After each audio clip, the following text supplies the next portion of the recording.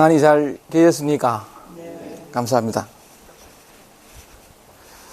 설도 평안히 잘 계시고요. 네, 맞습니다.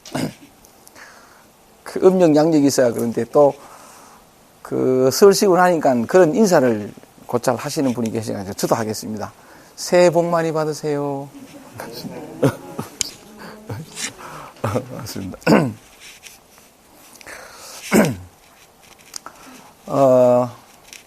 오늘도 노자 선생님의 주옥 같은 말씀을 거울 삼아서 그 앞에 우리가 오롯이 서보는 그런 귀한 시간을 가져보겠습니다. 언젠가 한번 말씀을 드린 적도 있는지 모르겠는데 우리가 아침에 일어나가지고 밖으로 나갈 때 학교 가든 또는 출근 준비를 하든 마치고 밖으로 나갈 때 꼭 빠짐없이 그 앞에 서보는 공간이 하나 있죠.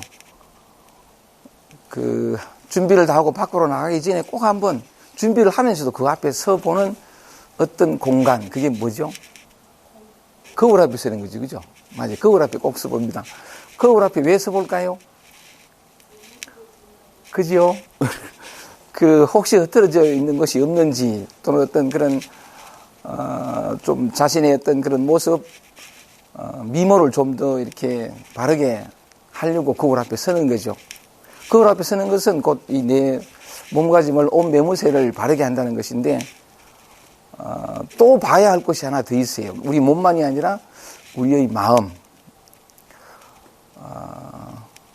근데 얘가 우리 마음 앞에, 그러니까 우리 마음을 또는 우리 자신을 비추어 줄 수 있는 거울 앞에 서는 경우는 참 드물거든요. 또 설 수 있는 그런, 거울은 보이니까 바로 눈으로 확인하니까 되는 건데, 마음은, 그 앞에 서서 내 마음이 어떤지를 그러니까 제대로 바라볼 수 있는 그런 공간이라고 할까, 기회가 할까, 시간이라고 할까, 그런 게 잘 없어요. 근데 약간 이 시무선언은 매주 이렇게 법회가 있으면서, 이 시간만큼은 우리가 우리 자신을, 그것도 그러니까 마음, 우리 내면을, 우리 존재를 비추어 보는 시간이거든요. 우리의 눈이 늘 밖을 보듯이 우리의 마음 또한 늘 밖을 향해 되어 있습니다. 근데 가끔씩 이런 시간을 통해 가지고 밖으로 향해 있는 그 눈을 우리 자신에게로, 우리 마음에게로 돌이켜서 우리가 거울 앞에 서서 늘 이렇게 살펴보듯이 우리 자신을 살펴볼 수 있다면, 그래서 혹 내가 뭔가 놓치고 있는 혹은 잘못 생각하고 있는 그런 마음의 부분들을 깨달을 수 있다면, 가끔씩 이렇게 마음을 비추어 볼 수 있는 거울 앞에 서 보는 것만으로도 어쩌면 우리가 그렇게 갈구하는, 목말라 하는 영혼의 자유, 참된 마음의 평화, 진정한 나다운 삶, 이름하여 깨달음이라 할까 그래요? 덕도라가 그럴까?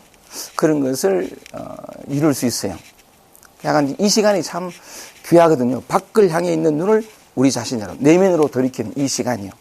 그래서 오늘도 노자 선생님이 이 주옥 같은 말씀을 통해서 우리가 보는 것은 밖을 향해서 문자를 보지만 결국 알고자 하는 것은 우리 안에 있는, 내면에 있는 그런 마음이니까, 다행하게 노자 선생님은 언제나 정확하게 우리 자신을 비추어 볼 수 있는, 또 있는 그대로 우리를 바라보게 할 수 있는 그런 맑은 거울이시니까 오늘도 참 이런 시간을 통해서 우리 자신을 바르게 비춰볼 수 있는 그런 시간이 되었으면 좋겠습니다. 여러분들 앞에 내어드린 프린트물을 같이 한번 보겠습니다. 오늘은 도덕경 13장입니다. 13장을 보면, 제목을 보면 칭찬과 비난에 대하여라고 제가 이렇게 제목을 뽑았습니다. 사람이 이 칭찬과 비난에 대해서 자유로울 수만 있다면, 칭찬과 비난은 칭찬이란 다른 말로 하면 남들에게 인정받고 사랑받고 싶은 그런 마음이죠. 누구나 다 그런 마음을 가지고 있습니다. 인정 욕구라 그러는. 누구에나 있는 그런 인정받고 사랑받고 싶은 그런 마음이 있다는 것은 누구나 비난받고 싶지 않은, 욕먹고 싶지 않은 그런 마음인데, 사람이면 칭찬과 비난, 여기에 자유로운 사람이 잘 없죠. 어떻게 보일까, 어떻게 비칠까, 하여간 거기에 늘 삶의 에너지가 빼앗기는 경우가 많은데, 이 칭찬과 비난으로부터 자유로울 수만 있다면 밖으로 빼앗기는 에너지를 전부 우리 자신에 돌려받아서 삶을 참 힘있게 즐겁게 행복하게 만족하며 살아갈 수 있거든요. 오늘 요 13장을 통해 가지고 칭찬과 비난으로부터 진정으로 우리 자신의 삶의 에너지를 우리 자신으로 돌려받는 그 길을 한번 찾아보겠습니다. 짧은 글이지만 참 의미 있는 그런 글들을 노자는 우리에게 들려주고 있는데 본문을 한번 읽어보겠습니다. 총욕약경이라. 이 총자는 괴를 총자라 그래서 옛 우리말인데 괴다는 건 뭐냐면 사랑하다는 뜻이에요. 총애를 받는다 할 때 그 총자거든요. 괴를 총자, 사랑할 총자. 괴를 총자에다가 욕자는 욕될 욕자니까 총애를 받음과 욕을 먹음에 약경, 경자 놀랄 경자예요. 총애를 받음과 욕을 먹음에 놀라는 듯 한다 이런 뜻이거든요. 총애를 받는다, 사랑받는다, 혹은 남들에게 인정받고 싶다 그런 의미에서 저는 우리가 일반적으로 이해할 수 있는 칭찬이라는 말로 이렇게 대표적으로 바꿨습니다. 그래서 총욕약경하면 사랑받음과 욕을 먹음에 혹은 칭찬과 비난에 놀라는 듯 하니 귀대환약신이라. 이는 이 환자는 근심 환자인데 이는 큰 병통을 큰 병통을 약신이라. 자기 몸처럼 귀하게 여기는 것이다. 이러놓고 노자가 스스로 또 이런 묻습니다. 하위 총욕 약경고 어째서 총애를 받음과 욕을 먹음에 놀라는 듯 한다라고 말하는가. 하위 총욕 약경고. 우리가 일반적으로 삶 속에서 경험하는 얘기들이 그 다음 나옵니다. 총위상, 사랑을 받으면, 칭찬을 받으면, 남들에게 인정을 받으면 총위상, 업되잖아요. 괜히 기분이 좋잖아요. 그죠? 총위상, 인정을 받고 칭찬을 받으면 업되고, 욕위하, 욕을 먹으면 다운되는 기라. 기분이 약간 우울해지고, 처지고 하는. 아주 우리가 늘 경험하는 그런 경험이죠. 총위상, 칭찬을 받으면 업되고, 욕을 먹으면 다운이 되니, 기분이 그렇게 툭 처지는 거죠. 덕지약경, 슬지약경이라. 이를 일컬어서, 얻어도 놀라는 듯 하고, 잃어도 놀라는 듯 한다라고 말하는 것이다. 그 다음 또 보세요.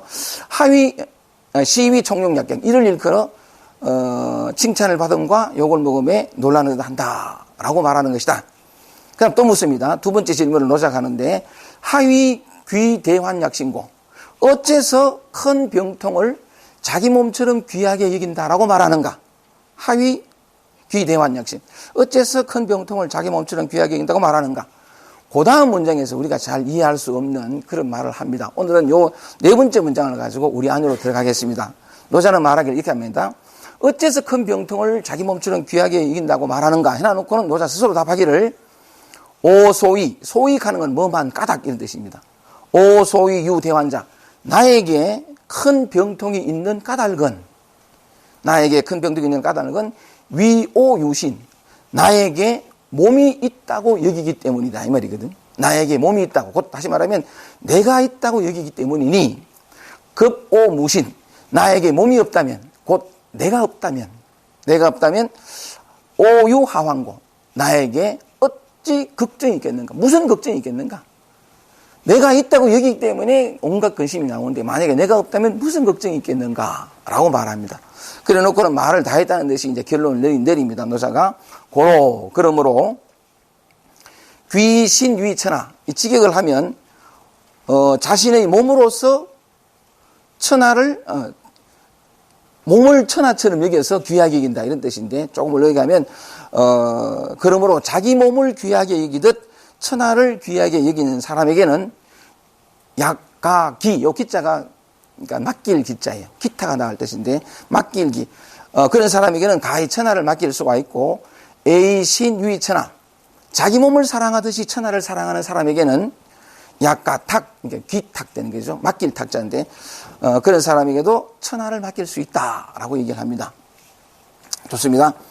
한글만 한번 쭉 읽어보고 편안히 읽을 테니까 여러분들 그 의미를 한번 새겨보시기 바랍니다. 노자가 말합니다. 칭찬 혹은 제가 대관료를 해서 사랑받고 싶다, 인정받고 싶다. 우리가 곧잘 느끼는 그런 감정들을 대관료에 넣어놨는데 대표적으로 해서 칭찬을 받음과 욕을 먹음에 놀라는 듯하니 이는 큰 병통을 자기 몸처럼 귀하게 여기는 것이다. 어째서 칭찬을 받음과 욕을 먹음에 놀라는 듯한다고 말하는가? 칭찬을 받으면 기분이 좋아지고 욕을 먹으면 언짢아지니 이는 얻어도 놀라는 듯하고 잃어도 놀라는 듯하는 것이다. 이를 일컬어 칭찬을 받음과 욕을 먹음에 놀라는 듯 한다고 말하는 것이다. 어째서 큰 병통을 자기 몸처럼 귀하게 여긴다고 말하는가? 나에게 큰 병통이 있는 것은 내가 있다고 여기기 때문이니 만약 내가 없다면 무슨 걱정이 있겠는가? 그러므로 자기 몸을 귀하게 여기듯 천하를 귀하게 여기는 사람에게는 가히 천하를 맡길 수 있고 자기 몸을 사랑하듯 세상을 사랑하는 사람에게도 가히 세상을 맡길 수 있다. 좋습니다. 요거를 통해 가지고 오늘 이 시간 칭찬과 비난으로부터 자유로울 수 있는, 그래서 남들이 어떻게 볼까 하는 것에 빼앗기던 삶의 에너지를 나 자신에게 돌려받아서 즐겁고 신명나게 늘 만족하며 살아갈 수 있는 그 길을 한번 찾아보십시다.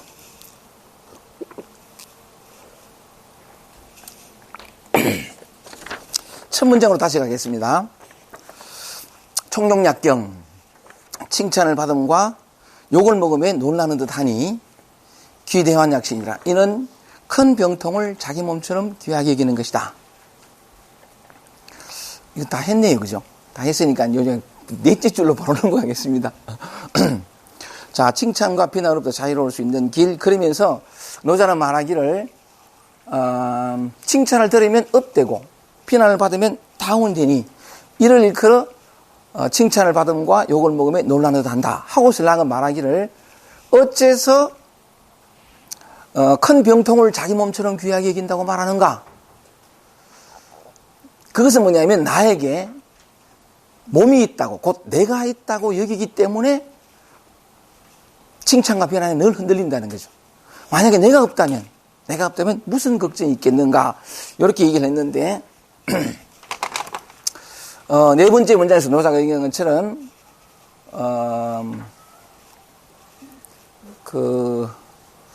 노자는 말합니다. 조금 그러니까 그 이야기 연결을 매듭을 한번 찾아보기 위해서 약간 중언부언을 하더라도 이해해 주시고, 칭찬과 비난에 늘 이렇게 흔들리는 걸 갖다가 총독약경이라고 말하면서 칭찬을 들으면 업되고 비난을 받으면 아운된, 이게 뭐냐면 큰 병통을 자기 몸처럼 귀하게 여기기 때문에 그렇다는 거죠. 근데 만약에 왜 그러면 큰 병통을 자기 몸처럼 귀하게 여긴다고 말하느냐 하면 내가 있다고 여기기 때문에 그렇다는 거죠. 만약에 내가 없다면 무슨 걱정이 있겠는가? 칭찬과 비난으로부터 자유롭게 된다라는 건데, 오늘 약간 말씀드리고 싶은 이야기의 서두는 내가 없다. 이걸 다른 말로 하면 무아라고 하죠. 무아. 내가 없다라고 하는데, 보통 깨달음을 얻으면 내가 없다 하는 것을 알게 된다고 얘기를 해요. 다들 내가 있다 하지만 사실은 그것은 에고라는 의미인데, 진실을 깨달아보면 내가 없다라는 그런 어떤 그 깨달아보면 내가 없다라고 이제 얘기를 많이 했는데, 무아라고 말을 하니까 문득 이런 생각이 듭니다. 석가모니가 깨달음을 얻고 난 다음에 얘기를 했던 삼법인설이 있어요. 불가에서 약간 불자 분들은 다 아시겠지만 삼법인, 세 가지 진리의 도장이라는 뜻이거든요. 이게 진리다, 이게 진실이다, 깨닫고 보니 이게 실상이더라라고 석가모니가 하신 말씀이에요. 요 세 가지가 있는데 제일 첫 번째가 뭐죠? 재행무상. 그죠? 재행무상. 재행무상이라는 건 뭐냐면 모든 것은 변화한다.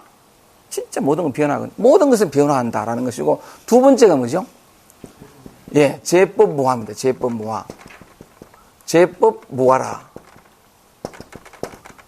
제법무화인데, 제법무화라는 것도 뭐냐면 모든 것에 내가 없다. 제법무화가, 오늘 노자는 뭐냐면 내가 없다면 무슨 걱정이 있는가? 무화를 얘기했는데, 석가모니가 삼범인설 두 번째로 제법무화를 얘기합니다. 깨달음을 얻으면 실상은 내가 없다는 거죠. 그 사실을 얻으면 삶의 마음에 참된 평화가 온다. 진짜는 뭐냐? 내가 없다는 거죠. 그래서 이 내가 없다는 말의 의미를 오늘 찾아갈 텐데, 재행무상 제법무화. 세 번째가 뭐냐면 열반적정이라. 석가모니가 깨달음을 얻고 난 다음에 얘기했던 삼법인설, 열반적정이라, 그런 표현이 있습니다.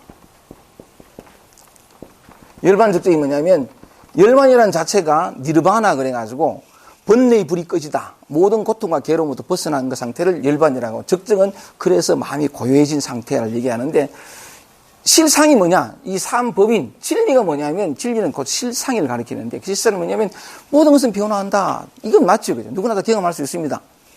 아침에 해가 뜨고, 늘 달도, 우리 피부도, 눈빛도, 약간 뭐, 머리카락도 전부 항상 변하거든요. 뭐, 변하지 않는 건 아무것도 없잖아요. 그것이 실상이며, 그 모든 변화하는 만물상 중에서 내가 없다. 이게 실상이라는 거예요. 그 사실을 깨닫게 되면 영원한 열반의 깨달음 속에 적정, 영원히 잃어버리지 않는 그 깨달음, 그 자유, 그 평화 속에 든다라는 건데, 어쨌든 석가모니가 두 번째로 제법 무아라고 했으니까 노자로 돌아오겠습니다. 이 무아는 깨달음을 얻으면 알게 되는 실상 또는 진실이다 그런 뜻이죠. 그렇다면 오늘은 뭐냐면 깨달음이란 무엇인가 한번 가봅시다. 우리가 늘 궁금해하는 깨달음이란 무엇인가 라는 건데, 제가 한번 말씀을 드린 적도 있습니다만 조금 다른 각도로 한번 설명을 해보겠습니다. 깨달음이란 무엇인가? 다른 각도로 얘기하면 지난번에는 이렇게 깨달으면 바로 현존이다. 현존이라는 뜻이 뭐냐면 지금 있는 일, 지금 있는 것. 요거 나중에 다 연결을 다 시키겠습니다. 현존은 뭐냐면 지금 있는 것이 곧 깨달음이다, 진리다 이런 뜻인데, 오늘은 조금 다른 각도로 여러분들한테 설명을 드리는 것이 뭐냐? 깨달으면 뭐냐? 깨달음이 뭐냐면 자연스럽고, 깨달음은 무슨 특별하고 대단한 게 아니거든요. 너무나 쉬운 거예요. 너무나 단순한 건데, 깨달음이란 자연스럽고 자발적인 것이다. 깨달음이란 뭐냐? 자연스럽고 자발적인 것이다. 이 자발적이라는 것은 뭐냐면 저절로 일어나는 거죠. 저절로 일어나는 건데, 요 대목에서 이제 깨달음이란 무언가를 여러분 두 눈앞에 보여드리겠습니다. 보여드리는데, 먼저 질문을 드릴 테니까 편안하게 대답을 한번 해보시죠. 깨달음이란 뭐냐? 자연스럽고 자발적인 것이다. 라고 해. 스스로 저절로 일어나는 것이다. 라는 것인데, 그러면 깨달음이 뭔가를 구체적으로 찾아봅시다. 여러분에게 묻겠습니다. 한번 대답해 보십시오. 여러분의 몸과 마음 가운데에서 자연스럽고 자발적으로 일어나는 것에는 어떤 것이 있습니까? 여러분의 몸과 마음 가운데서 자연스럽고 자발적인 것, 어떤 것이 있죠? 욕심. 자, 제가 한번 쭉 적어 보겠습니다. 일단 요쪽에 놔두고, 욕심, 또 여러분의 몸과 마음 속에서, 마음 가운데서 자연스럽고 자발적으로 일어나는 것. 호흡. 예, 좋습니다. 호흡. 또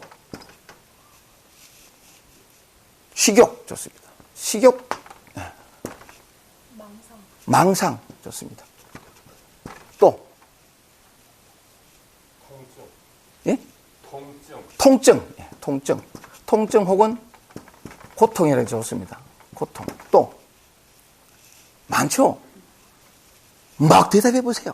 많습니다. 기쁨, 즐거움. 요쪽 공간을 다 채울 때까지 계속 물을 겁니다.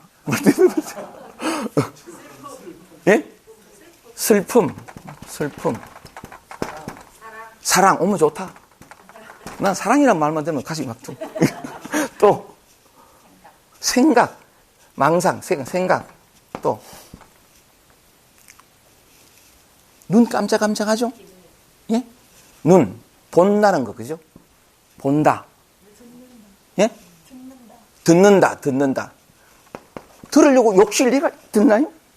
그냥 들리는 거죠. 듣는다. 또, 냄새 맡는 거. 느낌. 아, 좋다. 이거 꽉 채울 겁니다. 여러분의 심장 박동. 그죠? 심장 박동. 배고픈 거. 저도 할게요. 배고픈 거. 똥 누는 거. 오줌 누는 거. 그죠? 이게 제대로 됩니까? 오줌 누워야지! 이게 됩니까? 저는 약간 오늘 고속버스 딱 내리자마자 기가 급해가지고. 근데 약간 똥을 누고 싶은 건데, 이 똥 누고 오줌 누고. 똥 누고, 오줌 누고. 이건데. 근데 약간 저는 항상 원하는 게 뭐냐면, 굵고 황금빛 똥을 누고 싶어요. 근데 둥둥 뜨는 거. 그 제때 때도 됩니까? 안 돼요. 똥 누고 오줌 누고, 이게 내 마음대로 안 돼. 또요. 미움. 좋습니다. 미움. 누군가 미워지는 거. 이거. 또. 잠. 아, 예, 좋습니다. 잠을 꿈도 없이 푹 잘 때도 있지만, 이게 잠 할 때도 있죠. 이것도 내 마음대로 안 돼. 난 자고 싶은데. 밤새도록 뒤척이는 거래요. 이 불면도 마찬가지고. 또, 예? 그리움. 예. 그리움. 외로움. 좋다. 예? 촉감. 그죠? 예? 예? 분노, 화. 누군가 만났을 때 긴장하는 거. 그죠? 이거, 난 긴장하고 싶지 않아. 편안하고 싶은데, 이때는 긴장하고, 누군가 질투하고, 짜증이 나고, 그죠? 또 약간 발톱이 자라고, 머리카락이 휘어지고, 생로병사. 이 내 뜻대로 되나요? 생로병사. 그건 저절로 일어난 겁니다. 하다못해가지고, 몸에 때가 좀 끼는 거. 이것도 마찬가지, 그죠? 때가 좀 끼는 거. 그것도 마찬가지고. 이제 거의 다 돼갑니다. 한 사람만 더 해볼까요? 두려움. 좋습니다. 자, 이렇게 많습니다. 망상, 잡생각 보니까 오만 거 다 많은데, 깨달음이란 무엇인가? 현존, 지금 일어나는 건. 이 모든 건 지금 일어나지, 그죠? 과거에 일어날 수 없어요. 언제나 지금, 현재 일어나거든. 미래에 일어날 수 없어요. 모든 것은 오직 현재, 지금 일어나거든. 지금 일어나죠? 이 모든 것들이면 자연스럽고 자발적인, 저절로 일어나요. 내가 배고 고파 싶다고 해서 그런 것도 아니고. 요새는 제가 나이가 들어가니까 밤에 새벽에 오줌 누려고 일하더라고요. 나는 일하기 싫어!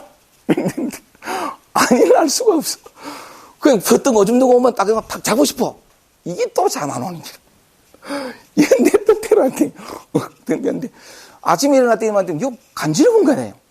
나는 간지럽고 싶지가 않아. 이게 간지러워. 근데 이 간지러운 감독님끼리 이게 슥 지들로 가는 기라. 그래가지고 끌더라고, 이게. 끌어가야지! 아이고, 몰라. 어쨌든. 자, 여러 가지 많이 있습니다. 많이 있는 건데, 지금 얘기를 하면서 제가 이렇게 약간 이 목이 마른 거, 입안이 조금 이렇게 얘기하다 보니 좀 마른 거, 이것도 내 뜻대로 되는 게 아니거든요. 그냥 자연스럽고 저절로 일어나는 거죠.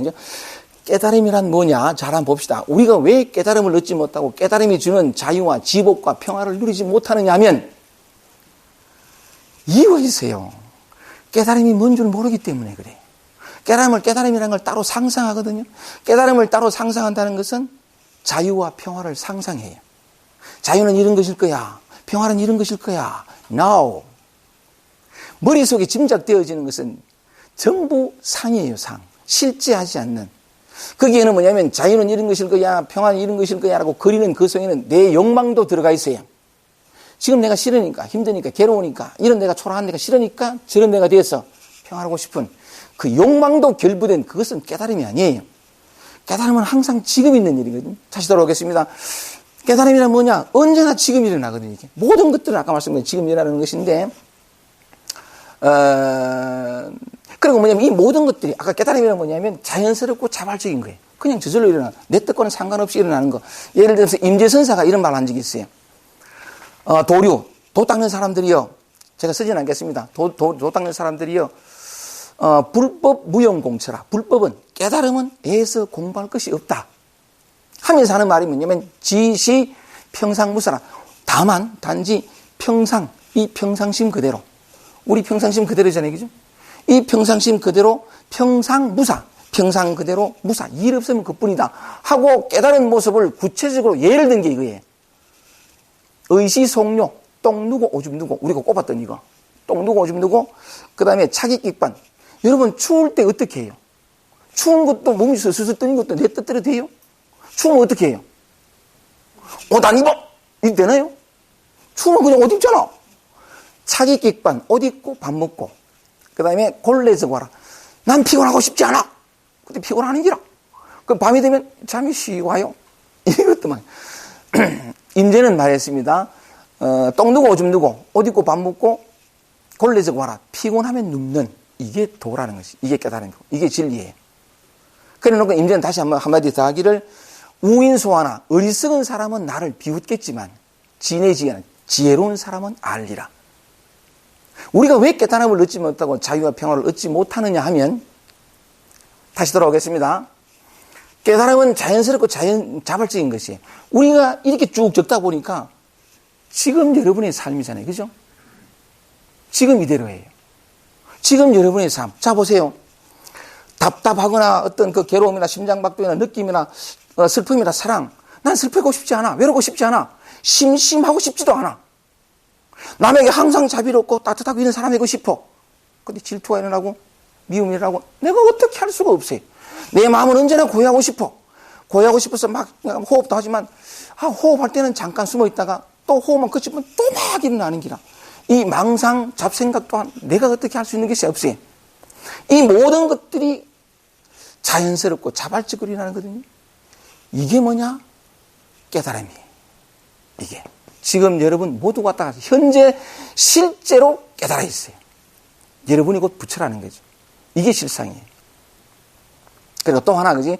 오늘은 노자가 뭐냐면 칭찬과 비난에 대해서 말했으니까, 그리고 말하면서 뭐라 했냐면, 칭찬과 비난에 업다운 된다는 것은 큰 병통을 자기 몸처럼 귀하게 여긴다는 것이다. 캐나놓고는 노자가 말하기를 왜 큰 병통을 자기 몸처럼 귀하게 여긴다고 말하는가? 노자가 말했습니다. 내가 있다고 여기기 때문이다. 근데 내가 없다면, 요 무아에 대해서 한번 얘기를 해보겠습니다. 여러분에게 다시 물어볼게요. 자연스럽고 자발적인 것이 깨달음인데 지금 그 모든 것들이 지금 현재 일어난다는 측면에서는 여러분이 이게 깨달음의 실상이에요. 이게 사실 그렇습니다. 여러분이 믿거나 말거나 상관없어요. 실상은 내가 그럴듯하게 인정하고 받아들이고 이해하고 납득하고는 상관없이 그냥 있는 그대로거든요. 자, 일단은 자연스럽고 자발적인 그 깨달음인데 지금 여러분 그 모습 그대로가 다 이게 깨달음이에요. 하나 물어보겠습니다. 내가 없다는 것을 찾아보기 위해서 말씀을 드려보면 묻겠습니다. 생로병사, 큰 질문 해볼게요. 생로병사에 태어나고 죽고 늙고 병들고 여기에 여러분이 있습니까? 내가 없다라는 점을 찾아보겠습니다. 이해를 한번 도와보자는 거죠.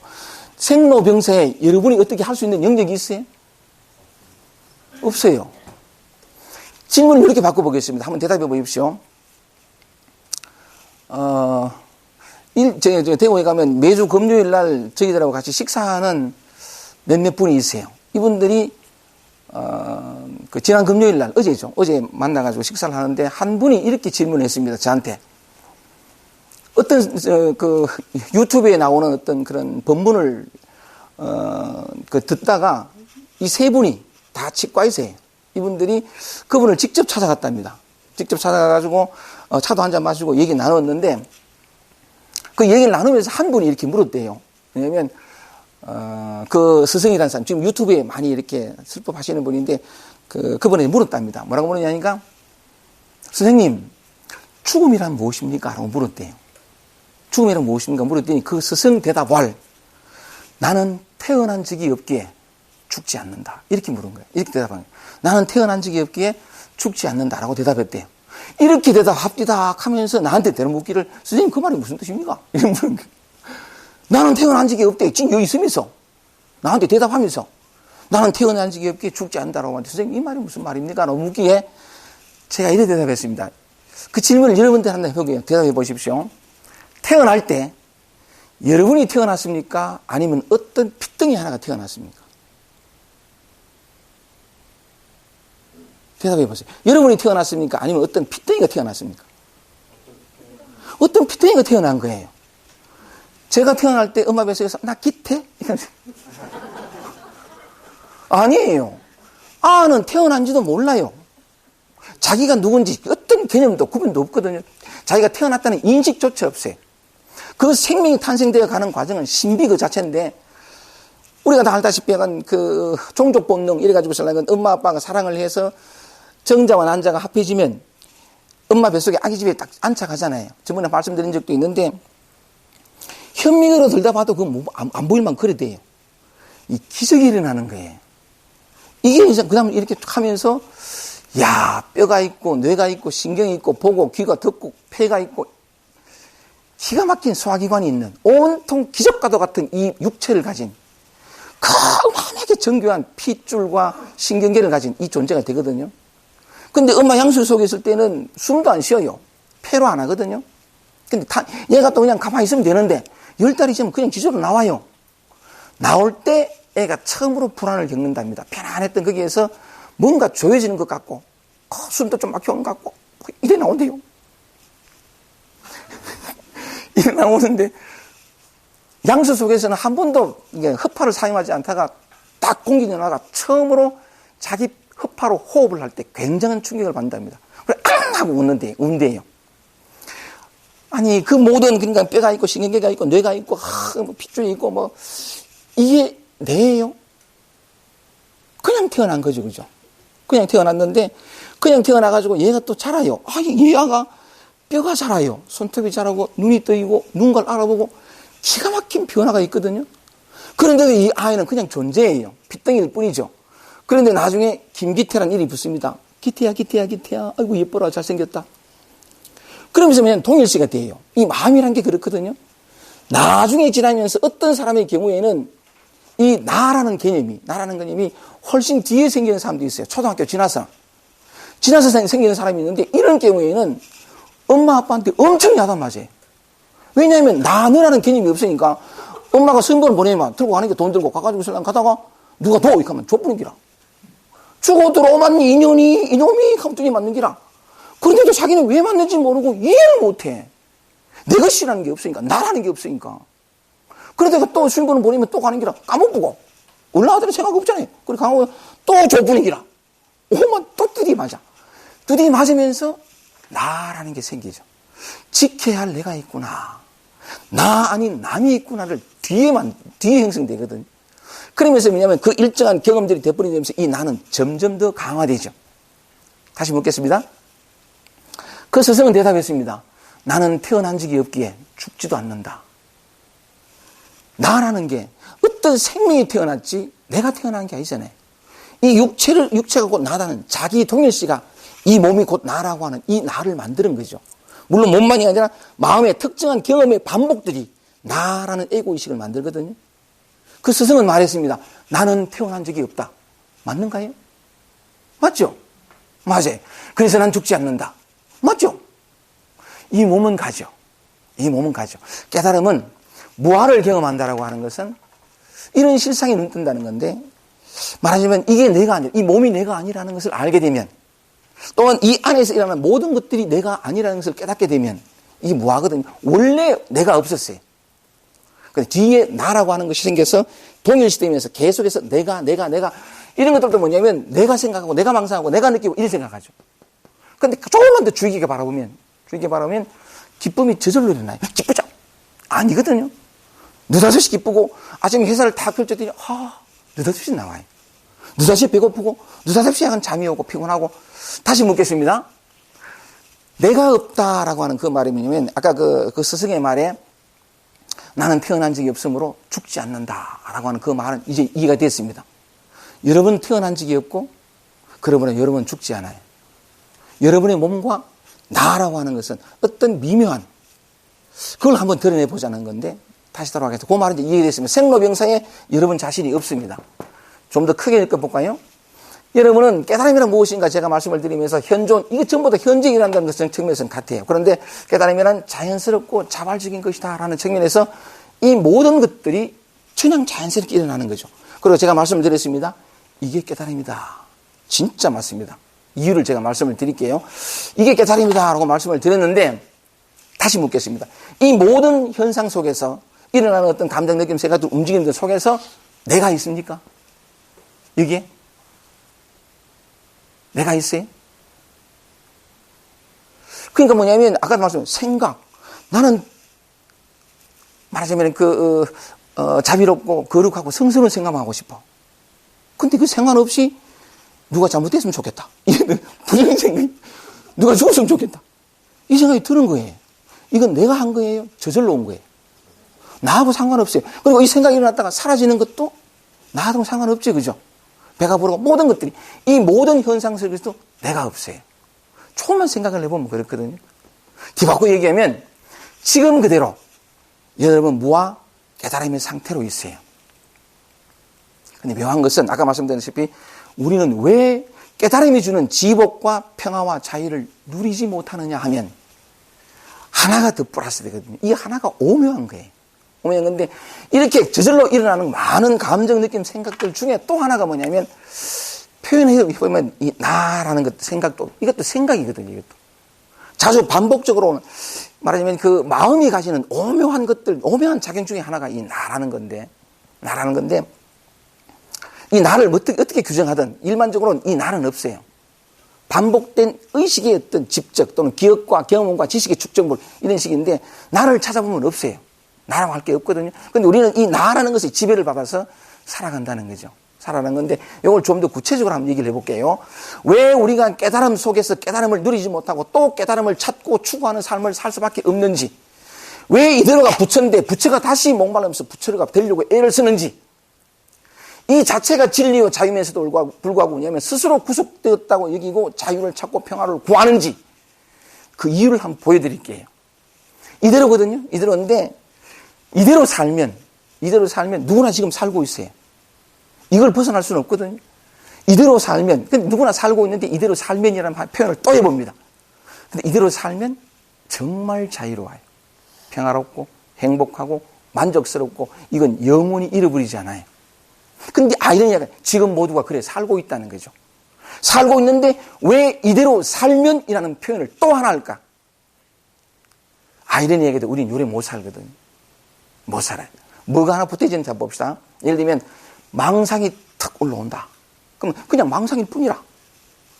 망상, 자유가 뭐냐 하면, 그죠? 자유가 뭐냐면 마음의 평화. 마음의 평화가 뭐냐 하면 이걸 어떻게 맛볼 수 있느냐 하면 우리는 생각합니다. 망상, 잡생각이 탁 올라오면 그냥 망상일 뿐이에요.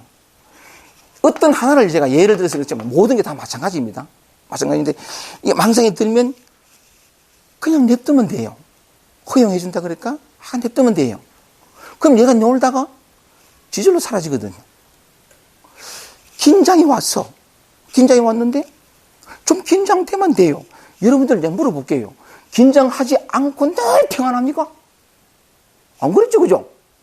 긴장됩니다. 그러니까 내가 긴장하자 해서 긴장하는 거예요? 아니, 저절로 되는 기라. 그 저절로 왔으니까 긴장이 왔을 때 그냥 좀 이렇게 긴장하면 돼. 그럼 조금 지나면 허용해 준다 그럴까? 받아들이면 그러면 다음 순간에 다른 관심이 내게 들면 이게 언제든 잊혀져 버려요. 온 듯 하나 가고 없어요. 잡지 않거든요. 그러니까 하늘에 구름이 생겼다가 가만히 냅두면 저절로 가버려요. 모든 게 다 마찬가지예요. 외로움이 왔을 때도 아니 내가 외롭을 참 내가 어떻게 할 수 있는 영역이 아니에요. 난 외롭고 싶지 않아. 근데 느닷없이 어떤 사람은 뼈에 상을 칠 듯이 외롭다는 거야. 그냥 뼈에 상을 칠 듯이 외로우면 돼.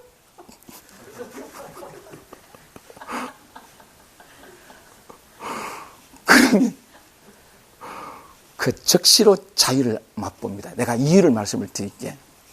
무슨 말씀을 드리고 싶었냐면 어디에도 내가 없거든요. 근데 이때 보세요. 외로움이 올라왔어. 외로움이. 또는 미움이 올라오고 뭐든지 좋습니다. 뭐든지 올라오면 그냥 외로우면 돼요. 이 외로움이 진리예요. 진리는 뭐냐면 우리는 상을 가져요. 진리는 뭔가 거르고 받으다. 진리는 뭐냐면 정확히 있는 그대로예요. 근데 지금 일어나잖아요. 그죠? 지금 여기 있는 그대로가 진리예요. 그냥 올라온 이것. 이 진리거든요, 이게. 근데 우리는 진리 상이 있어. 평화가 뭘까요? 고요하고 평화로 흔들리지 않고. Now. 평화라는 것은 또한 마찬가지로 그냥 여기 있는 그대로예요. 이 평화는 제가 평화와 자유에 대해서는 좀 말씀을 드릴게요. 올라오는 어떤 것이든 내 뜻과는 상관없이 그건 뭐하거든 여기에. 지금 이대로가 뭐하해. 막 그래 하는데 그냥 매 순간 있는 그대로 살 수 있으면 곧 깨달으면 곧 부처예요. 곧 해방이고 본래 해방되어 있어요. 자식 가운데 왜 그러면 구속됐냐면 외로움이 올라왔어. 아까 말씀드린 외로우면 돼. 근데 외롭지 않으려고 해요. 이건 뭔가 문제가 있어. 이건 뭔가 초라하고 이건 뭔가 날 힘들게 해. 이것 아닌 그 외롭지 않은 어떤 고요가 있을 거야 라고 생각을 하고 지금 일어난 이 외로움을 어떻게 통제하고 조작하고 억압하든지 어떻게 해서 지금 없는 미래의 어떤 자기가 나름대로 생각한 외롭지 않은 어떤 상태를 꿈꿔요. 그래서 그걸 추구하거든. 지금을 버리고 미래, 자기가 생각한, 자기에게 만족을 주고 자기에게 흡족을 줄 듯한 어떤 감정 상태를, 그게 자유다, 평화라고 여기고는 쫓아가는 거죠. 뒤바꿔 얘기하면 참 이게 아이러니인데, 그죠? 왜 우리가 부처로서 살지 못하느냐 하면 딱 하나예요. 이미 부처예요.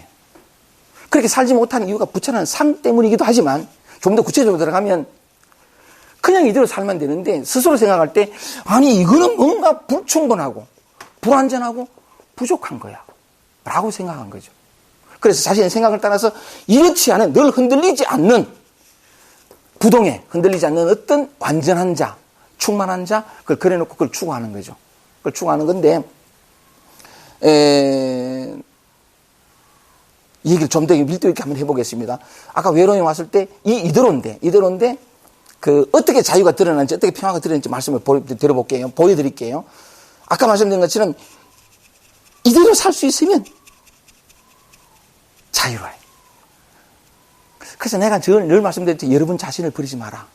외면하지 마라. 지금 여기를 떠나지 마라. 여러분 자신으로 돌아오라. 그렇게 말씀드렸던 이유가 그거예요. 근데 왜 그러냐면, 어떤 것도 다 부처요 자유인데, 아까 말씀드린 것처럼 떠나잖아요. 버리고 통제하고 조작하고 억압하려는 뭔가 하나 덧붙어요. 덧붙으면서 지금을 떠나서 이런 모습이 아닌 다른 모습을 구하려고 하는데, 이 대목에서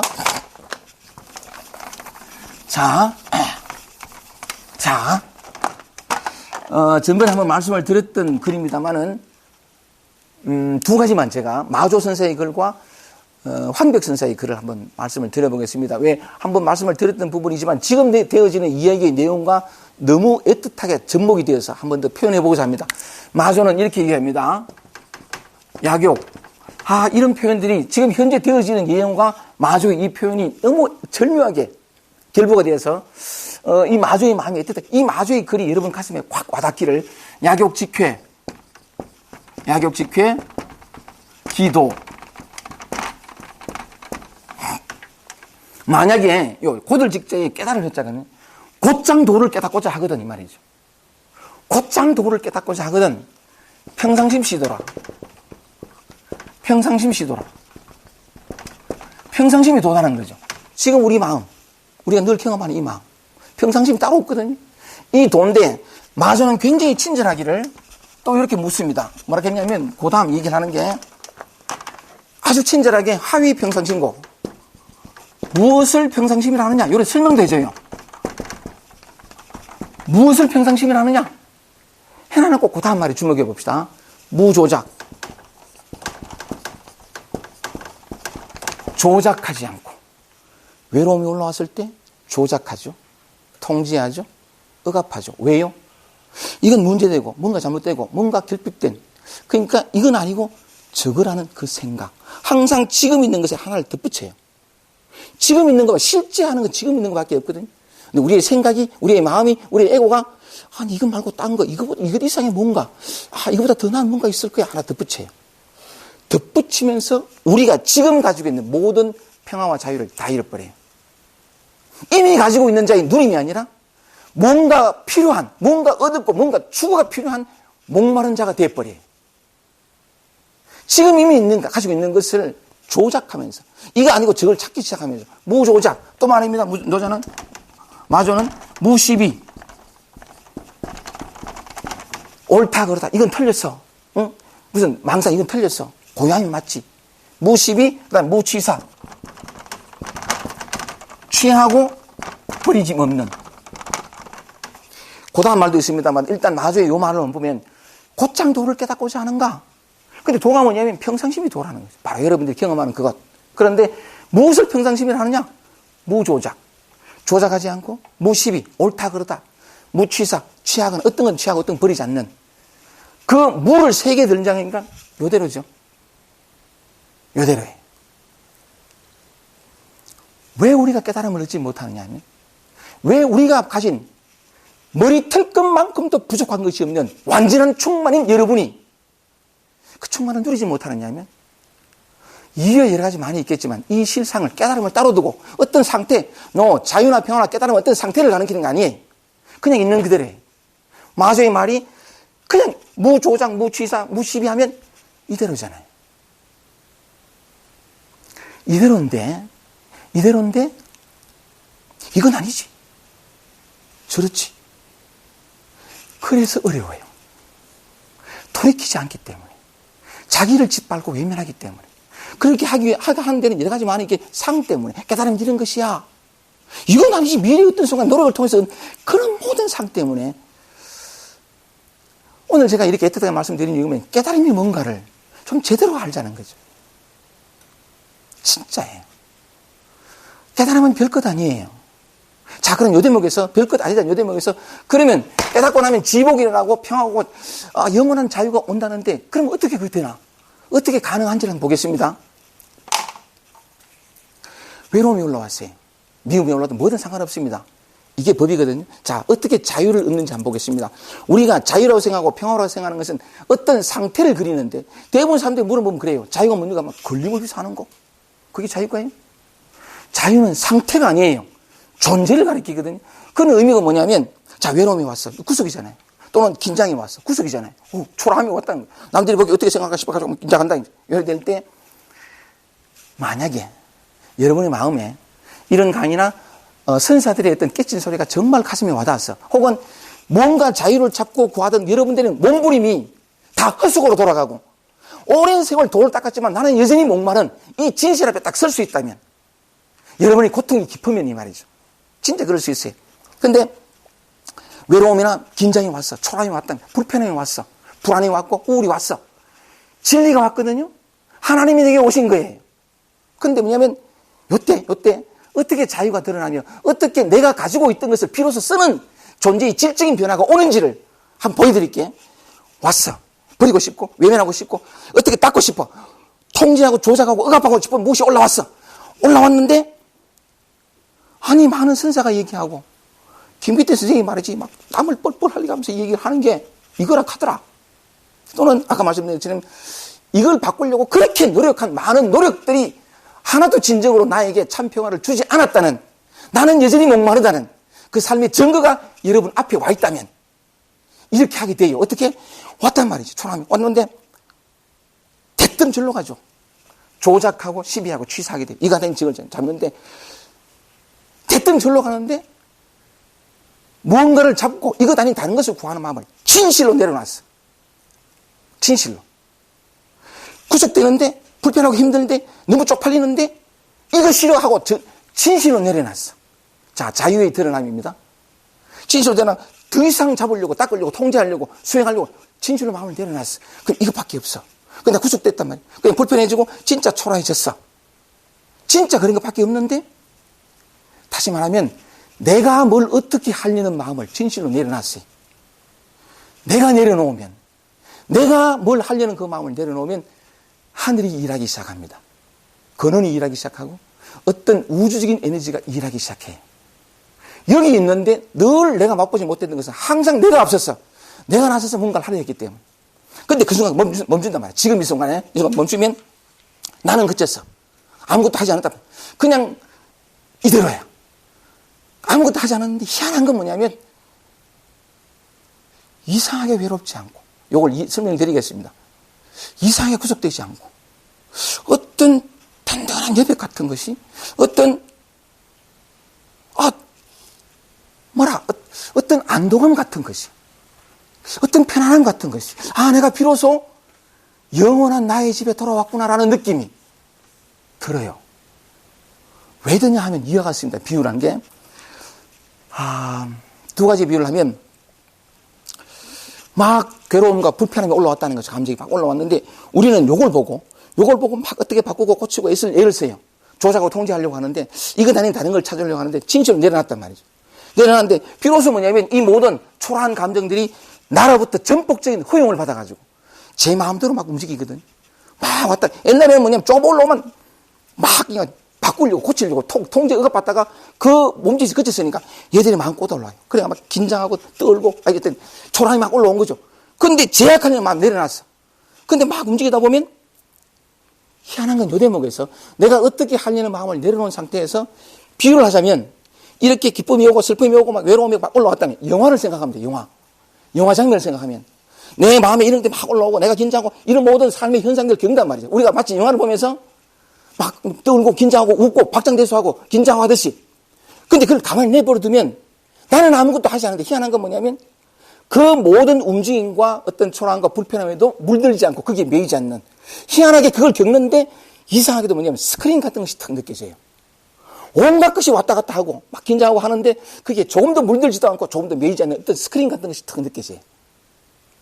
이 스크린을 맛볼 수 있고 이건 뭐냐면 어디에든 물들지 않아요. 분명히 왔다 갔다 긴장하고 똑같이 겪는데 뭘 하려고 하고 통제하려고 했기 때문에 한 번도 맛보지 못했던 영원한 무엇, 근원적인 에너지 항상 나와 있어서 잃어버린 적이 없기에 영원히 잃어버릴 염려도 없는 바로 어떤 스크린 같은 게 느껴지면서 분명히 내가 이러지 않는데 내가 아무것도 하려는 마음을 내려놨기 때문에 그냥 이 가는데 거기에도 물들지 않는 영상은 왔다 갔다 하고 막 현상은 벌어지는데 조금 더 매이지 않고 물들지 않는 어떤 비유를 하자면 스크린 같은 마음이에요.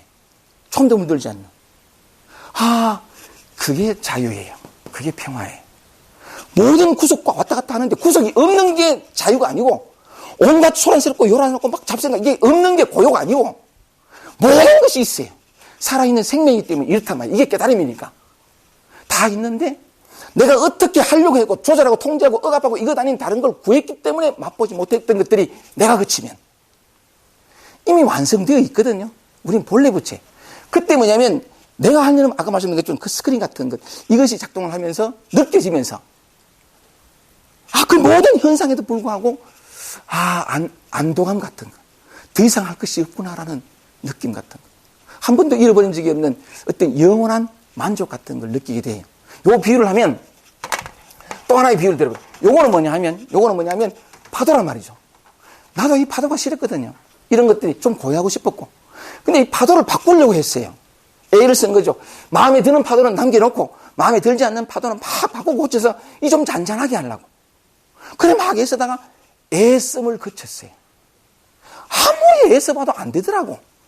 저번에 말씀드린 것처럼 단식하고 막 채사식 버리고 경상도 표준말로 좀 상스러운 말입니다만 제가 한 톨의 자유를 얻고 싶어가지고 생지랄 다 했거든요. 아무리 해도 안 되더라고요. 그러다가 그쳤어요. 어떻게 하려는 노력이 그쳤어요. 그치는 순간 알게 된 거예요. 이 파도가 곧 바다라는 걸. 어떤 것도 바다를 떠나 있지 않다는 걸. 그리고 바다는 어떤 파도도 자기가 조절하고 통제하려고 하지 않는다는 걸. 그게 근원 에너지. 이걸 참나라고 해도 좋아요. 진화라 해도 좋아요. 본래 여기 있었는데 내가 어떻게 하려고 요거 밑에 있는 표현을 하자니까 밑에 있는 건데 이걸 만나볼 경험이 이걸 한번 만나면 언제 만날까요? 어떻게 만날까요? 여러분을 힘들게 하고 여러분을 괴롭히는 어떤 감정, 느낌, 생각 여러분을 굉장히 초라한 존재로 여기게끔 만드는 이런 게 올라왔을 때 편안하거든. 그냥 편안하세요. 괜찮습니다. 즐겁게 그냥 편안하세요. 즐거운 놀면 돼. 근데 나를 힘들게 하고 나를 메마르게 하고 나를 막 이렇게 망가지게 하고 무너지게 하는 어떤 무엇이 올라왔을 때 언제나 나를 따라다니면서 나를 힘들게 했던 어떤 감정이 올라왔을 때 지금까지는 반대로 해보자는 거죠. 어떻게 하려는 조절과 조작과 통제를 놓고 그냥 지금 이 순간 여기 있는 그대로 그때 발견하게 됩니다. 그 바로 밑에 있는 표현을 이렇게밖에 할 수 못하는데 언제나 그 안에 있던 그 내가 힘들어하는 이런 모든 감정들이 다 여기에서 근원에서 하늘에서 하여간 표현을 어떻게 해야 될지 이 허공에서 여기서 다 남았거든요. 그래서 자유는 찾거나 얻는 것이 아니라 늘 여기 있었는데 내가 몰랐던 거죠. 다시 돌아오겠습니다. 처음으로 다시 돌아와서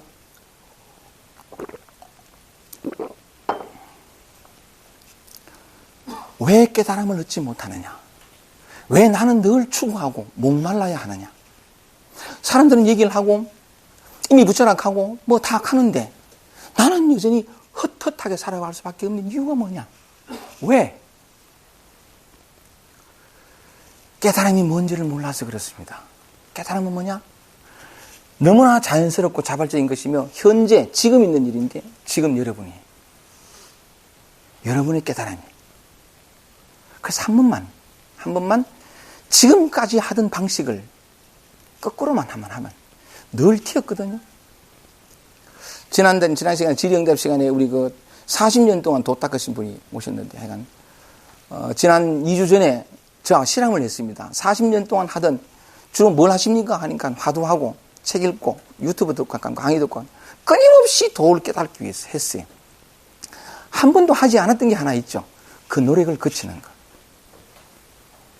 그래서 약간 화두도 들지 말고 동영상도 보지 말고 책도 읽지 말고 농사와 가게를 하신다길래 생존을 위한 노력만 하라. 실험을 2주 했거든. 이 강의를 마치고 질의응답 시간에 그분과 같이 대화 나눌 수, 그 2주 동안에 어떤 변화를 또는 어떤 자기 안에서 무엇을 봤는지 한번 보겠습니다. 한 번 더 말씀을 드리겠습니다.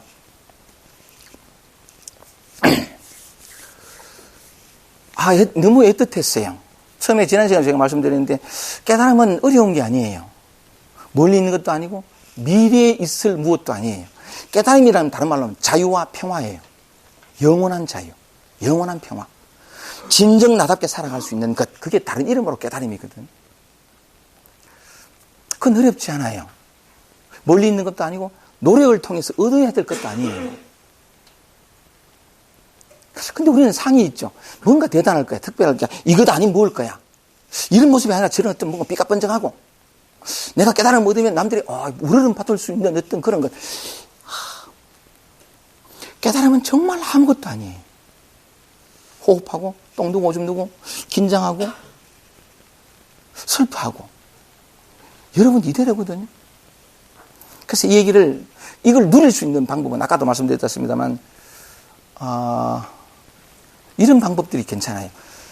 조절하고 통제하려고 하지 말고 무한히 허용해 주는 거죠. 자기 안에서 오는 어떤 것이든 무한히 올라오는 어떤 것이든 파도가 전부 바다거든요. 이게 실상이에요. 번뇌가 그대로 볼이에요. 어떤 것도 뭐냐면 이 무한을, 하늘나라를, 하나님을 벗어나 있지 않아요. 그래서 일단은 뭐냐면 깨달음을 특별하게 뭔가 대단하고 삐까뻔쩍하고 자유를 놔두고 여기 그 소소한 느낌, 그죠? 내 안에 올라 모든 것이 소중해요. 다 좋은 거거든요. 그래서 마저 얘기한 것처럼 무조작, 무시비, 그러니까 그 무취사 그런 어떤 마음으로 눈을 돌이켜 지금에로 그리고 나 자신에게로 무조건 허용해주고 기다려주고 내가 제대로 안 하는지 헷갈려보고 어떤 때는 너무 혼란스러워 보고 혼란스럽다는 것도 굉장히 좋아요. 사람들은 뭐냐 모호하면 못 견뎌요. 분명하고 싶어도 멈춰보고 그냥 모호해보자. 지난 시간에 허 박사님하고 말씀을 나누면서 그런 얘기를 들었는데 깨달음이 뭐냐 물었더니 여쭈었더니 약간 모르겠다. 진짜 모르면 우리는 추구할 수 없거든요. 진짜예요. 뭔가 짐작이라도 돼야 추구하지. 진짜 모르면 난 진짜 깨달음을 모른다. 마음에 진실로 그 깨달음이 뭔지 모른다는 게 진실로 내 마음에 와버리면 추구하겠으면 추구가 끝이 나요. 그때 지금 현재로 누릴 때입니다. 비로소 깨닫게 돼요.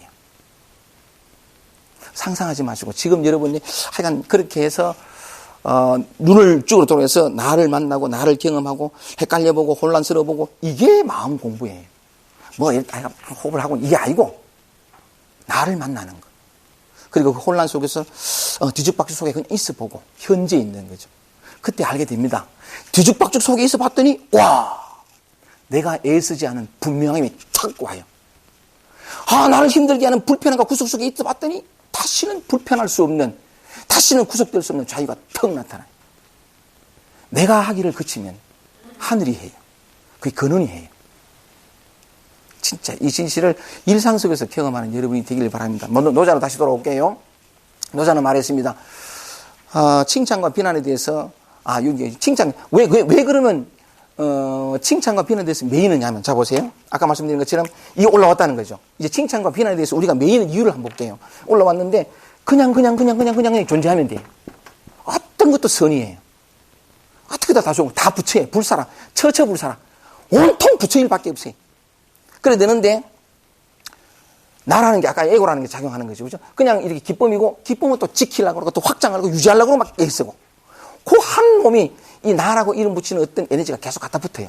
갖다 붙거든요. 갖다 붙는데 그러니까 뭐냐면 요놈이 나라고 하든 에고라고 하든 그 요놈이 뭐냐면 망상은 없애려고 하고 기쁨은 지키려고 하고 즐거움도 지키려고 하고 사랑도 하려고 하고 뭔가 뻗어나고 있어 보이고 평화롭고 흔들리지 않는 이런 모습을 지키려고 해요. 어떤 하나를 지키려고 한다는 것은 그 반대에 있으면 버리려고 하거든요. 자, 이때 버리려고 하는 것이 잘 버려지면 평화로워요. 안 버려지거든요. 근데 내 목표는 뭐냐면 항상 있어 보이는 편안하고 흔들리지 않는 이런 모습이에요. 근데 지키려고 하는데 안 지켜져. 근데 없애려고 하는데 안 없어져. 근데 내 목표는 뭐냐면 이런 시끄러운 것이 없는 고요한 상태라. 근데 안 되니까 한 것처럼 척체를 하게 돼요. 공부를 된처럼. 이러면서 남들을 의식하게 돼요. 의식해서 괜찮은 모습, 인정받을 수 있는 모습, 이걸 보이려고 그래. 그러니까 칭찬과 비난에 끊임없이 끄달려요. 그러니까 뭐냐면 자기 쪽팔리고 초라하고 이런 건 안 보이고 싶어. 그러니까 비난이 들면 확 화를 낸다든가 위축된다든가 또는 뭐냐면 사실은 그리 안 됐어. 정말 기쁘고 정말 평화로운 사람은 지키려고 안 해요. 남들이 어떻게 보든 저 사람 괜찮아. 이 소리에 관심 없어요. 왜냐하면 내 자신이 이미 만족하면 살아가니까. 남들이 평가에 어떠냐에 따라서 상관없거든. 그 마음 때문에 칭찬과 비난에 끊임없이 끄달리는데 있는 그대로를 다, 왜냐하면 이대로는 나였으니까. 이래 되면 보세요. 맨날 흔들리잖아요. 여기에 무슨 충만이 있어. 진정한 충만은 뭘까요? 우리 가슴을 완전히 가득히 채우면 충만할까요? No. 충만을 채우려는 뭘 더 채워서 충만하려는 그 마음이 사라지면, 더 얻어서 만족하려는 그 마음이 사라지면 진짜 만족스럽고 진짜 충만해요. 이대로. 더 얻으려고 하기 때문에 가난하고 더 채우려고 하기 때문에 쭉정이로 살아요. 더 가득 채워서 멋대 뻗어나려고 하려면 항상 남들에게 인정과 칭찬을 받아요. 그래야 살아. 그게 얼마나 가난한지 저는 알아요. 34년 동안 칭찬과 비난에 목매달고 살았거든. 내 안에 결핍이 너무 컸어. 항상 내 노력과 멋있는 모습을 만들어가지고 남들에게 인정받고 싶었기 때문에 정말 지독히 노력했습니다. 머리부터 발끝까지 새빨간 거짓말로 살았고 전부 폼생폼 살아. 초라한 건 하나도 안 보이고 멋있게 뻗어내고 입만 띄면 거짓말이고 입만 띄면 우쭐거림이고. 다양한 것은 내가 그렇게 입만 띄면 거짓말하고 입만 띄면 우쭐거리는 그 고통 속에 내가 있다는 걸 알았어요. 그 고통이 나를 인도해 갔거든. 이건 거짓이다. 이건 가짜다. 진실로 솟구쳐 나와서 평화로울 수 있는 그걸 찾게 만든 게 고통이었어요. 고통이 자유로 가는 출구예요. 뒤바꿔 얘기하면 여러분 안에서 올라오는 이 초라함, 이게 영원한 충만으로 가는 출구예요. 지금 여러분 안에서 올라오는 그것 이외에는 길이 없어요. 여러분 자신을 돌이키고 내가 보기에는 내 보기에는 상관없이 내 안에서 올라오는 모든 감정들이 얼마나 소중하고 귀하며 나를 전적으로 에너지 넘치도록 살아가게끔 만드는 귀한 에너지 덩어리라는 것. 그 어떤 것도 이거 하나 빼려고 하면 안 빼지니까 빼려고 에너지 쏟고, 이거 하나 지키려고 하면 지켜지지 않게 지키려고 하니까 또 에너지 쏟고, 다 세푸는 기라. 아무것도 하지 않으니까 아무것도 하지 않는데, 하지 않기 때문에 늘 사라지지 않는 완전한 충만과 에너지를 사랑할 수 있어. 여러분이 여러분.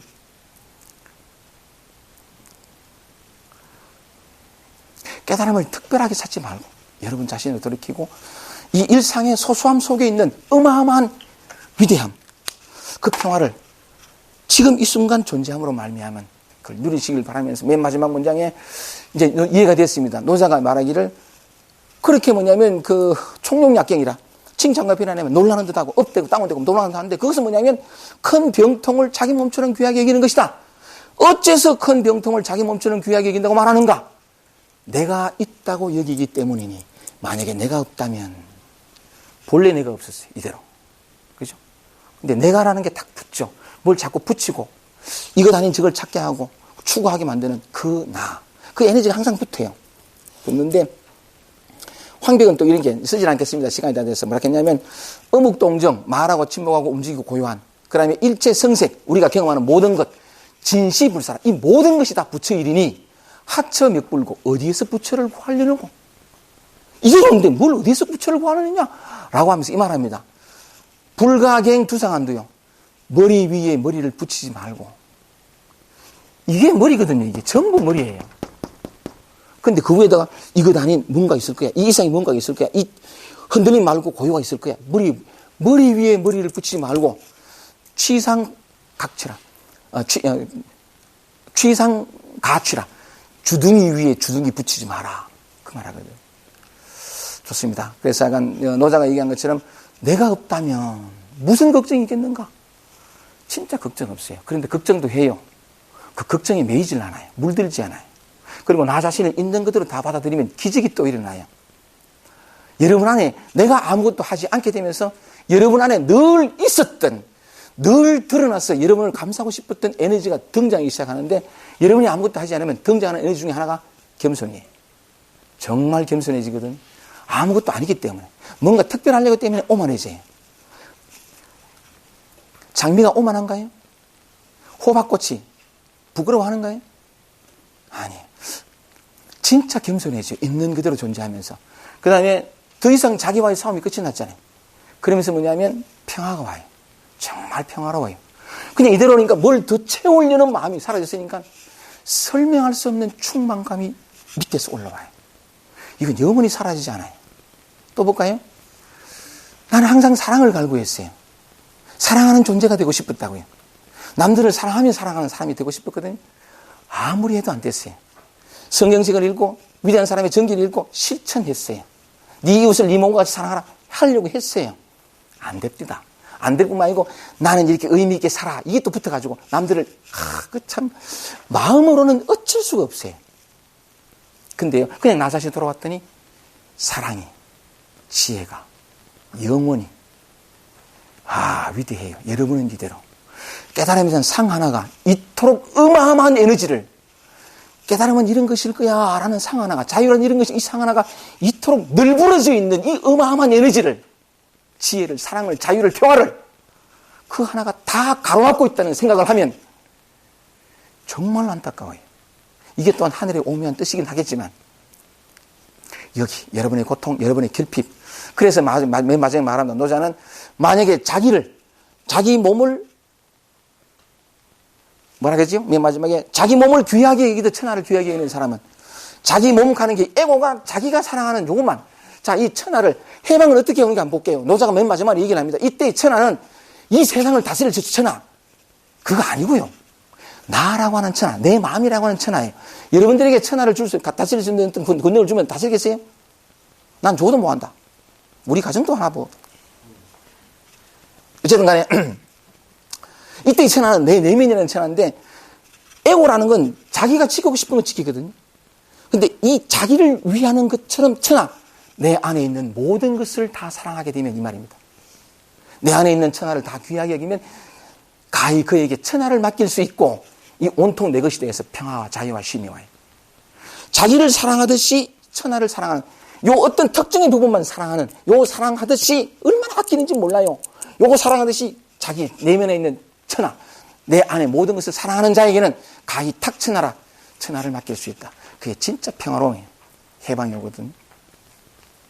예, 제 늘 말씀을 드리는 결론은 똑같습니다. 똑같을 수밖에 없어요. 진리가 어디 있냐? 우리가 추구하는 모든 것이 어디 있느냐? 여기, 지금, 여러분 안에. 지금 여러분이 그대로예요. 그러니까 늘 똑같은 말로 결론이 내려질 수밖에 없어요. 다만 안타까운 것은 어떻게든 제가 누리고 있는, 제가 발견했던 이 자유와 평화를 드릴 수는 없어요. 그런데 가르칠 수는 있거든요. 여기 있다는 거죠. 그 여기가 어디죠? 지금 여러분에게. 나는 이 정도 역할밖에 못해요. 가서 직접 맛보는 것은 여러분이라고요. 근데 어떻게든 이렇게 애틋하게 말씀을 드리는 이유가 뭐냐면 조금이라도 믿음을 갖게 해드리고 싶어서. 그 믿음이 뭐예요? 나에 대한 믿음인가요? No. 여러분 자신에 대한 믿음. 여러분 자신을 따라하면 안 돼. 어떻게든 그 믿음을 스스로 갖게 해드리고 싶어서 애틋하게 얘기를 하고 여러 가지 많은 비유를 하는 거예요. 만복의 근원 대신 여러분, 일상 속에서 그 복들을 하나하나 누리는, 그건 단순하거든요. 여러분 만나는 여러분이 되길 바라면서 지금 여기 존재하는 널브러져 있는 이 기쁨과 충만과, 여러분 모두가 다 천국 잔치에 초대받아 있어요. 여기가 천국이거든. 천국 잔치에 갔으면 이야 먹어야 되죠. 하나도 못 먹고 뭐 되나 이러지 말고 천국 잔치에 처음부터 초대받아 있는 여러분 마음껏 즐기고 재밌게 사는 여러분이 되길 바라면서 강의를 마치겠습니다. 고맙습니다.